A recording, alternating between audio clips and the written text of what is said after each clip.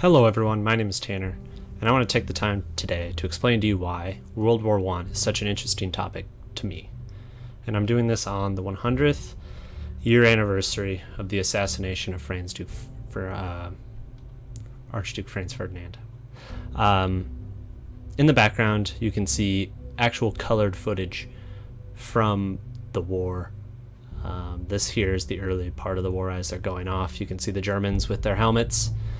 And I think it helps us in a modern day visualize better what it was compared to black and white. You can see the colors of the trains, the colors of the uniforms, the colors of everything, really. And the reason why World War I is such an interesting topic to me, it's a meeting of two worlds, and I think the color footage here does a good job to symbolize that. They're a society in top hats and one lens glasses, and they march in column, as you can see, and they're ruled by kings. And they come to a new world, a world of mechanization, where machine guns and artillery rule the battlefield. It's just a very interesting time for me. It's the first modern war. People were excited. It was an adventure to go to war. And it didn't take very long before they realized that this wasn't the adventure that they thought that they were going to go.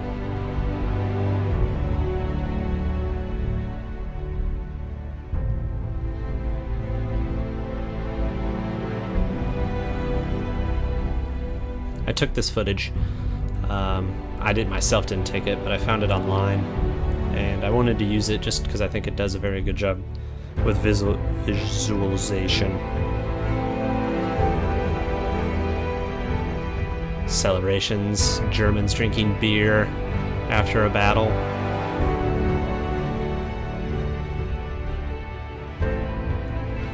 It's all fun and games now. You can see marching like that into machine gun fire was not very effective. And it didn't take long before the air above ground was so dangerous and filled with gases and shrapnel and machine gun fire that you had to dig in order to protect yourself. Human bodies were everywhere. You lived amongst them. This is a mixture between color and non-color.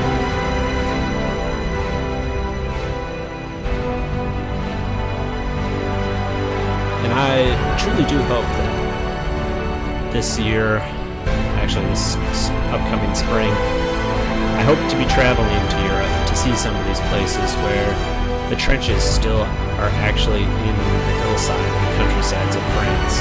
And you can't go on the battlefields themselves because artillery shells are still there active.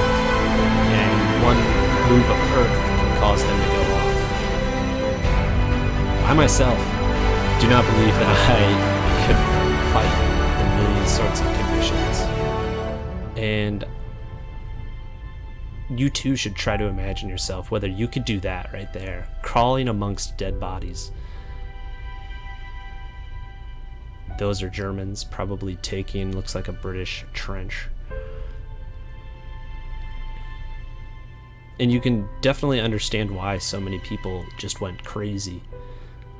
Then they would have called it battle fatigue. Or maybe World War II they call it battle fatigue. But people were shot for just going insane. I mean, killed, sentenced to death for going insane because of all the continual shelling and living in a hole with dead bodies. It was a real intense place that